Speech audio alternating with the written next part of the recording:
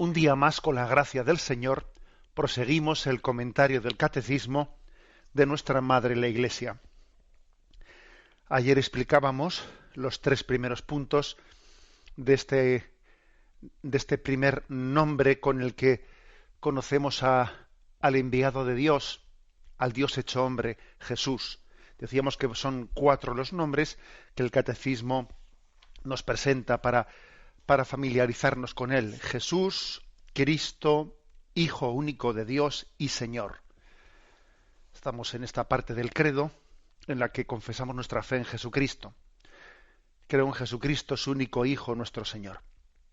Pues bien, habíamos explicado los 3 primeros puntos y nos quedan otros 3. Del 433 al 431 concluimos la explicación sobre el nombre de Jesús. Dice el punto 433. El nombre de Dios Salvador era invocado una sola vez al año por el sumo sacerdote para la expiación de los pecados de Israel, cuando había asperjado el propiciatorio del Santo de los Santos con la sangre del sacrificio. El propiciatorio era el lugar de la presencia de Dios. Cuando San Pablo dice de Jesús que Dios lo exhibió como instrumento de propiciación por su propia sangre, significa que en su humanidad estaba Dios reconciliando al mundo consigo. Bueno, es volver al Antiguo Testamento en este punto para que entendamos mejor qué significa el nombre de Jesús. Decíamos ayer que el nombre de Jesús quiere decir en hebreo Dios salva, que el ángel Gabriel le dijo a María que tendría un hijo por obra del Espíritu Santo, a quien pondría por nombre Jesús, que es su identidad y es su misión. Eso era lo que ayer principalmente explicábamos, identidad y misión. Jesús es la identidad de Dios porque Él es amor y es también la misión de Jesús, porque es amor en acción. Es amor que se arremanga, si me permitís la expresión, que se arremanga y viene en nuestra búsqueda. Dios es amor y Dios es misericordia.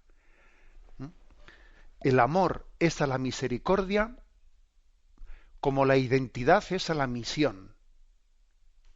Del ser se sigue el hacer. El ser es amor, Dios es amor. Y el hacer es misericordia, es perdón, es salvación. Identidad y misión. Esta explicación podríamos darla para entender qué significa el nombre de Jesús. Dios es amor y por tanto Dios salva. Del amor se deriva la misericordia. Eso significa Jesús. Jesús es Dios salva, es el amor en acción, que se convierte en misericordia hacia nosotros. Bueno, bien, pues para explicar esto, para explicar toda la profundidad que supone esta afirmación, en el punto que hemos leído, se nos remite al Antiguo Testamento, porque claro, el que lee el Evangelio, en el contexto en el que escribió, tenía un gran conocimiento del Antiguo Testamento, y estas afirmaciones que se hacen en el Nuevo Testamento de que Jesús es el enviado de Dios para salvar a los hombres, pues quienes en aquel momento leían el Evangelio tenían un gran conocimiento del Antiguo Testamento que muchas veces nosotros no tenemos, y entonces el Nuevo Testamento no lo conocemos en profundidad, los Evangelios no los conocemos en toda su profundidad porque nos falta el conocimiento del Antiguo Testamento. Bueno, entonces, para darnos cuenta que supone que podamos dirigirnos a Jesús, al Dios hecho hombre, con un nombre tan familiar, que podamos tener la familiaridad de llamarle Jesús, como quien le llama a otro Antonio, como quien le llama, o sea, para que nos demos cuenta de lo que supone la presencia de Dios en un nombre tan sencillo y al mismo tiempo tan significativo, ¿no? Se nos recuerda cómo se vivía esa relación con el misterio de Dios en el Antiguo Testamento. Entonces nos dice que el nombre de Dios Salvador era invocado una sola vez al año por el sumo sacerdote para la expiación de los pecados de Israel. Había un día especial, un día especial en el que no cualquier sacerdote, sino el sumo sacerdote, como si nosotros dijésemos, bueno, como el Papa, para entendernos, ¿no? Pronunciaba una vez al año el nombre de Dios Salvador. Dios Salvador. Que fijaros que es eso lo que significa la palabra Jesús. Jesús significa Dios salva, ¿no? Bueno, pues lo pronunciaba una vez al año. El hecho de que lo pronunciase solo el sumo sacerdote y una vez al año, pues quiere estar remarcando la santidad y la trascendencia de lo que está diciendo, ¿no? Quiere decir que esto no puede ser una invocación baladí, una invocación rutinaria. Estamos diciendo algo tan importante que hay que medir las veces que se dice, cuándo se dice, quién lo dice. Bueno, es algo tan vital para nuestra vida, ¿no? Que lo pronunciaba en el Antiguo Testamento el sumo sacerdote y una vez al año. Y lo hacía cuando asperjaba con la sangre de los sacrificios de los animales, cuando asperjaba el propiciatorio del Santo de los Santos. ¿Qué es esto del propiciatorio del Santo de los Santos? Vamos a ver, el propiciatorio, según la Sagrada Escritura, ahora vamos a leer algunos textos, el propiciatorio es un lugar ligado al Arca de la Alianza. Sabéis que el Arca de la Alianza pues era el lugar en el que la caja, o el cofre o el baúl, ¿no?, que guardaba las tablas de la ley. Ese era el Arca de la Alianza. Bueno, que sabéis que está desaparecida. Digamos que en Israel hubo un momento en que esa Arca de la Alianza, pues en medio de las batallas y de las desgracias de Israel y de sus destierros, etcétera, bueno, pues desapareció el Arca de la Alianza. Y bueno, y ahí está toda esa literatura de la búsqueda del Arca de la Alianza, etcétera. Bien, bueno, sin distraernos. El Arca de la Alianza era el lugar en el que se guardaba las tablas de la ley dadas por Dios a Moisés. Y la tapa de esa Arca de la Alianza tenía labrada encima de una sola pieza de oro dos querubines, dos figuras de los ángeles, que en sus extremos extienden sus alas y están como cubriendo con sus alas pues la tapa, están como cubriendo el Arca de la Alianza. Sus rostros de esos dos querubines están uno frente al otro, como indicando la expresión del propiciatorio, es decir, que están como invocando que seamos propicios o seamos favorables a Dios. Según la Biblia, desde el propiciatorio Dios le habla a Moisés. Desde ese lugar, desde el propiciatorio, los pecados del pueblo son perdonados por la sangre que se rocía sobre ellos. Y desde la interpretación del Nuevo Testamento es la persona de Jesús como el propiciatorio, como, para entendernos, esa tapa que cubre la alianza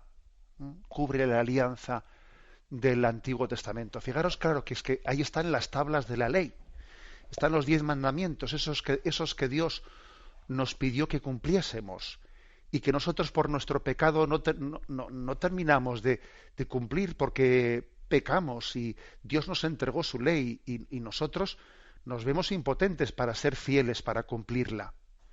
Y entonces por eso la tapa que cubre esa Arca de la Alianza, que tiene esos dos querubines, esos dos ángeles que con sus alas están como tapando el Arca de la Alianza, quiere simbolizar la misericordia de Dios que se ofrece a Dios en Jesucristo como propiciación por nuestros pecados. Es Jesús quien se ofrece al Padre para perdonar nuestros pecados. Por eso fijaros que la costumbre era rociar con sangre esa tapa, esos dos querubines que tapaban las tablas de la ley. O sea, como veis, un simbolismo, claro que a nosotros, pues quienes no hemos sido hijos del pueblo judío, etcétera, pues nos puede quedar muy lejos, ¿no? Pero es importante conocerse, asomarse a conocerlo por lo menos, ¿no? Para que entendamos qué fuerza tan grande tiene el nombre de Jesús, Dios salva. El sumo sacerdote entraba una vez al año, a ese lugar en el que estaba el Arca de la Alianza, que estaba cubierto, perfectamente cubierto por una tela que lo cubría, y entonces pronuncia una vez al año el nombre de Dios Salvador, y rocía con la sangre de los animales, y asperja ese lugar, esa tapa del Arca de la Alianza, el propiciatorio, donde están esos dos ángeles. Bien, esos dos ángeles simbolizan a Jesús. Aquí se nos ofrece algunos textos, Levítico 16, 15, 16. Después inmolará el macho cabrío como sacrificio por el pecado del pueblo y llevará su sangre detrás del velo, el velo que cubre el Arca de la Alianza, haciendo con su sangre lo que hizo con la sangre del novillo, rociará el propiciatorio y su parte anterior. Así purificará el santuario de las impurezas de los israelitas y de sus rebeldías en todos sus pecados. Lo mismo hará con la tienda del encuentro que mora con ellos en medio de sus impurezas.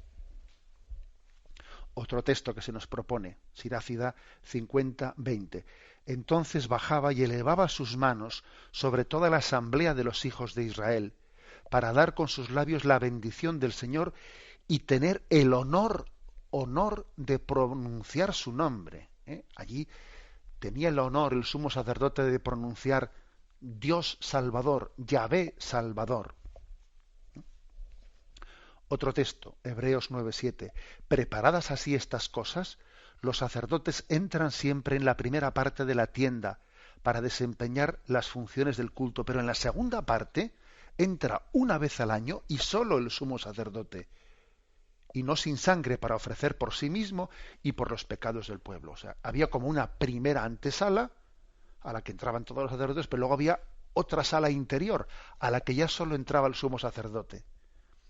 Y allí es donde tenía solamente él el honor de entrar y pronunciar el nombre de Dios Salvador y rociar con la sangre del cordero sacrificado. Bueno, como veis, el Antiguo Testamento es toda una pedagogía para acercarnos, para introducirnos en el misterio de Dios. Ese propiciatorio es el lugar de la presencia de Dios, dice aquí. Por ejemplo, Éxodo 25, 22. Allí me encontraré contigo, desde encima del propiciatorio, de en medio de los dos querubines colocados sobre el arca, te comunicaré todo lo que haya de ordenarte para los israelitas. El propiciatorio es lugar en el que Dios está presente. No olvidéis que el propiciatorio para nosotros es Jesús. Él es el propiciatorio. Él es el que nos hace propicios delante de Dios Padre. El que nos hace amables. El que nos dispone, el que nos viste. Si me permitís, ¿no? Pues como cuando nuestras madres nos bañaban, nos limpiaban, nos ponían el traje de fiesta para el domingo. Tu madre te preparaba, ¿no? Te vestía como un primor y para ir el domingo a misa. Bueno, ese es el propiciatorio, te hace propicio, te hace bello, te hace santo. Jesús es nuestro propiciatorio. Más textos que se nos ofrecen aquí. Levítico 16, versículo 2. Dijo Yahvé a Moisés: di a tu hermano Aarón que no entre en cualquier tiempo en el santuario que está tras el velo, ante el propiciatorio que está encima del arca, no sea que muera. Pues yo no hago ver en la nube, pues yo me hago ver en la nube encima del propiciatorio. En el Antiguo Testamento se insiste en que ojo con abusar del misterio de Dios. Oye, esto es muy santo para que allí entre cualquiera y de cualquier forma. Nosotros deberíamos de aplicarnos esto y decir, oye, Dios es santo como para que nosotros abusemos de su santidad y de su cercanía a nosotros, que donde hay confianza da asco, ¿no? Se dice a veces. A veces ocurre eso y Dios se ha hecho tan cercano a nosotros que nosotros nos puede parecer que es o sea, que somos indiferentes, que es uno más, uno cualquiera, ¿no? Es una llamada de atención para que subrayemos, para que la cercanía de Dios no nos haga perder conciencia de su santidad. Otro texto que se nos ofrece, libro de Números, capítulo 7, versículo 89.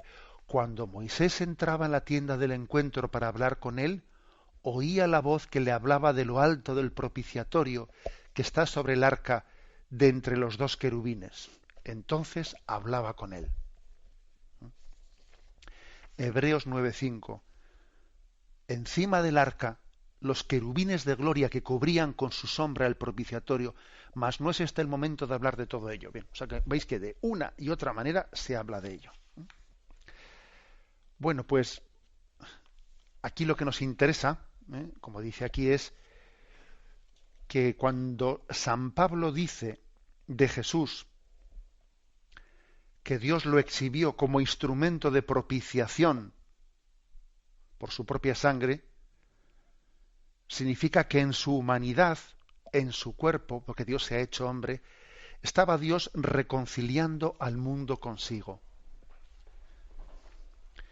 Jesús representa esa sangre del Cordero que el sumo sacerdote rociaba encima del propiciatorio, encima del arca de la alianza.